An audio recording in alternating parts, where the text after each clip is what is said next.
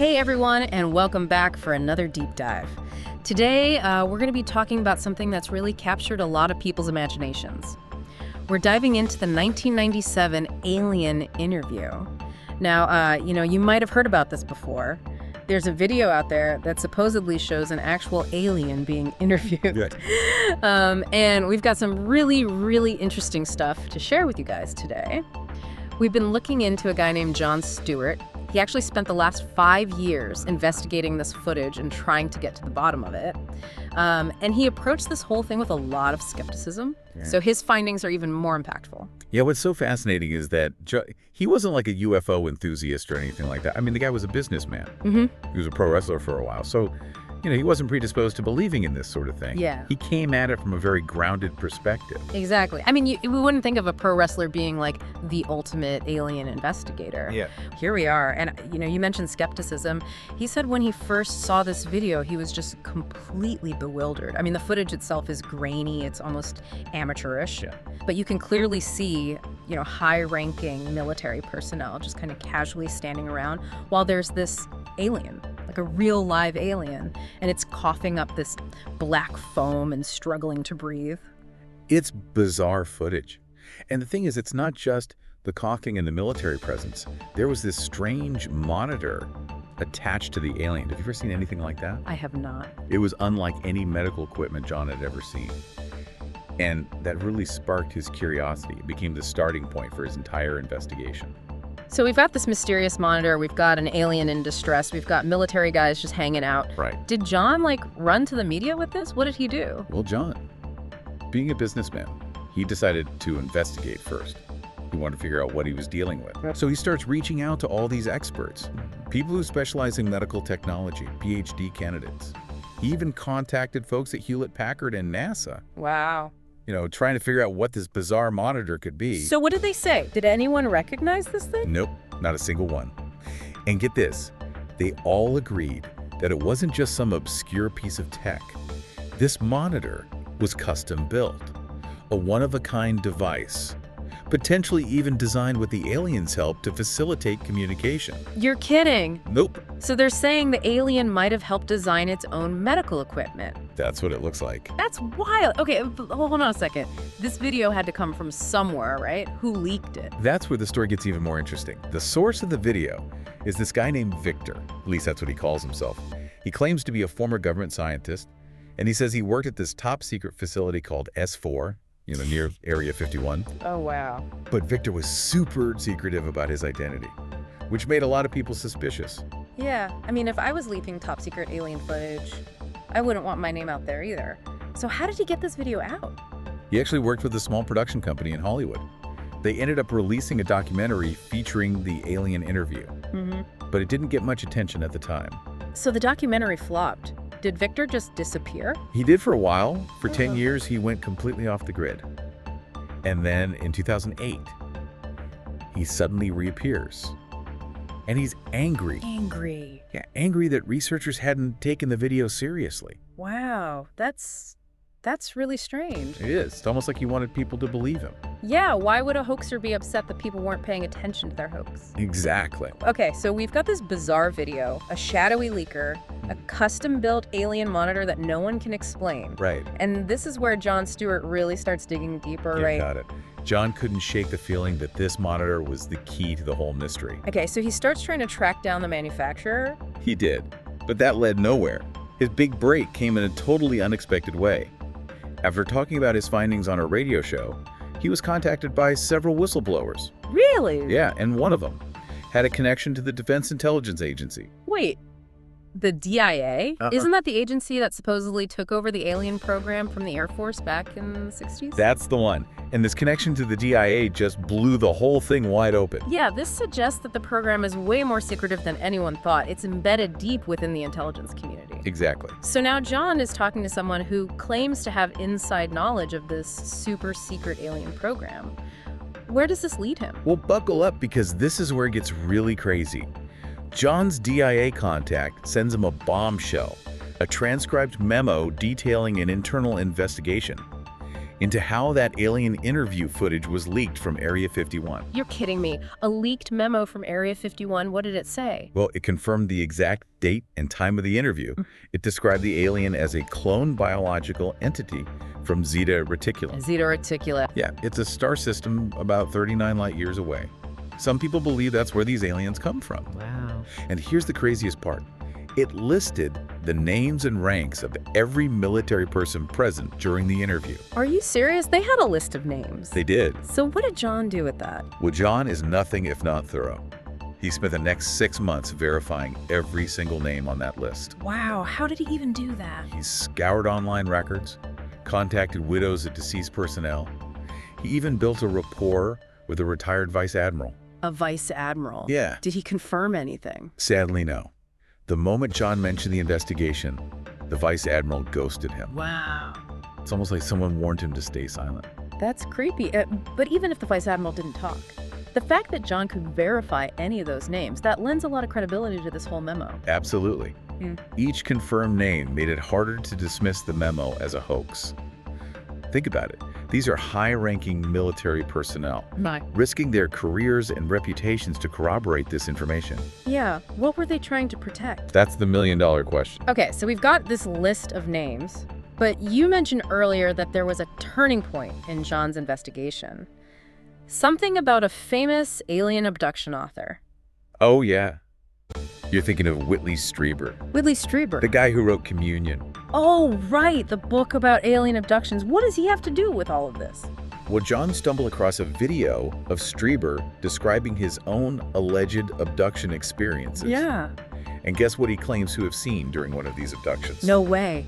The monitor? The monitor? He saw the same monitor attached to the alien in the 1997 video. That's right. And if Strieber's telling the truth, it means that monitor wasn't just something a Hollywood hoaxer made up. Right. It suggests that this was actual alien tech, something a hoaxer wouldn't have known about. That changes everything. It does. So now we have this mysterious monitor corroborated by a completely independent source who claims to have seen it during an alien abduction. This was huge for John's investigation. It must have solidified his belief that he was dealing with something truly extraordinary. It did. He knew this wasn't just some elaborate hoax. So what did he do next? Did he try to contact Strieber? He did. But Strieber wasn't interested in talking.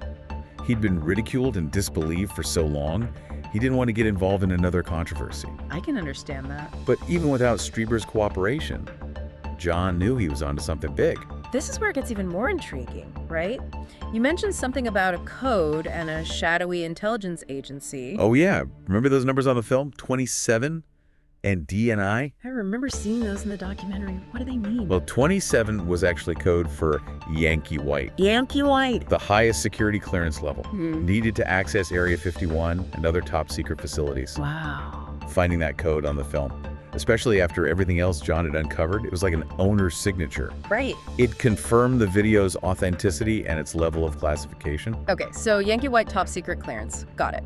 What about DNI? Does that stand for Do Not Investigate? Oh. Actually, it stands for Department of Naval Intelligence.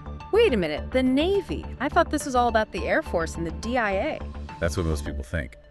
But John's investigation uncovered a connection to the DNI that no one had considered before. Interesting. He even found a pay stub belonging to Bob Lazar, another figure linked to Area 51. And it listed his employer as the Department of Naval Intelligence. Wow. There's even a Canadian intelligence conference brochure from that time, where a speaker lists their affiliation as DNI. So we have Yankee White top secret clearance and DNI, a shadowy intelligence agency, both appearing on this grainy alien interview footage. It's like they wanted to leave breadcrumbs, but make them almost impossible to follow. Yeah, who leaked this footage and why? Were they trying to expose the truth, or was there something else going on? That's a great question. And it's one that John wrestled with for years. So after 5 years of piecing together this puzzle, what did John conclude? Well, he believes that the 1997 alien interview footage is authentic. Wow, if that's true. What does it mean for our understanding of alien life and government cover-ups?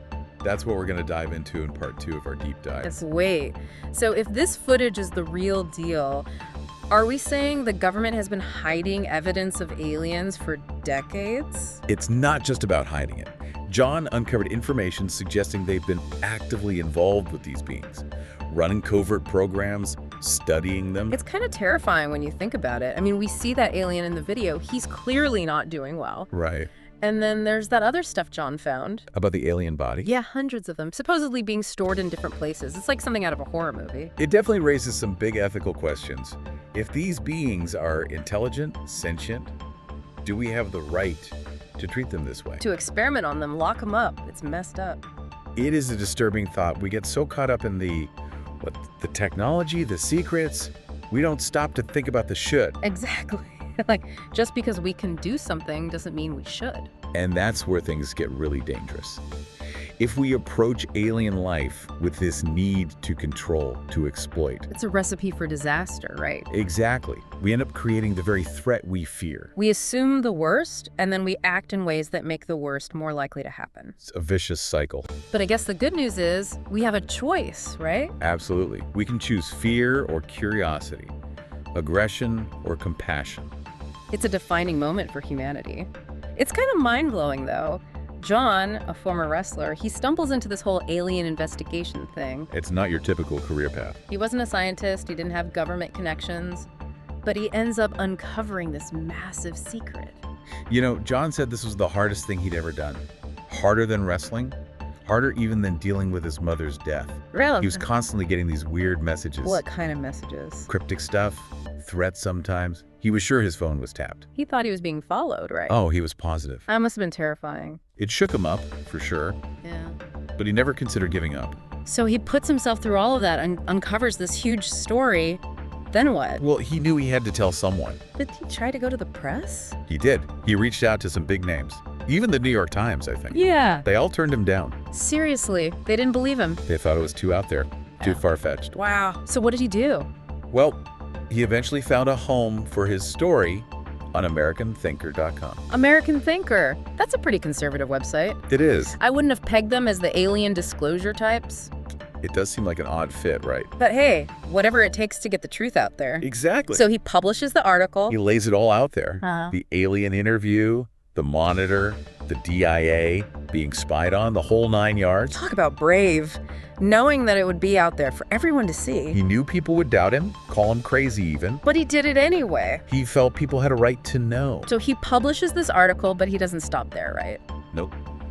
He's got a whole website, huntingvictor.com. You can find articles, documents, everything. He wanted to make sure people could see the evidence for themselves. Exactly. Yeah. He also wrote a book, Alien Interview Case Closed. Lays it all out in even more detail. It's a remarkable story. It makes you wonder, what else is out there? What else are they hiding? And what would it take for them to finally tell us the truth? He also made a documentary, right? He did. Same title as the book, Alien Interview Case Closed. I'll have to check that out. This whole thing is just fascinating. It really makes you think. It does. I mean, you've got this guy, Jon Stewart. He's not a scientist or a journalist, but he manages to uncover this huge story, and he does it all on his own. It's pretty incredible. He just had this drive to find the truth, no matter what. And he paid a price for it, too. He did, but he never backed down. I think that's what's so inspiring about this story. It shows that anyone can make a difference if they're willing to ask the tough questions and follow the evidence wherever it leads. Exactly. We don't have to wait for the government or the media to tell us what's going on. We can do our own research. We can come to our own conclusions. So what do you think? Is the 1997 alien interview footage authentic? Well, I'm not going to tell you what to believe, but I will say this.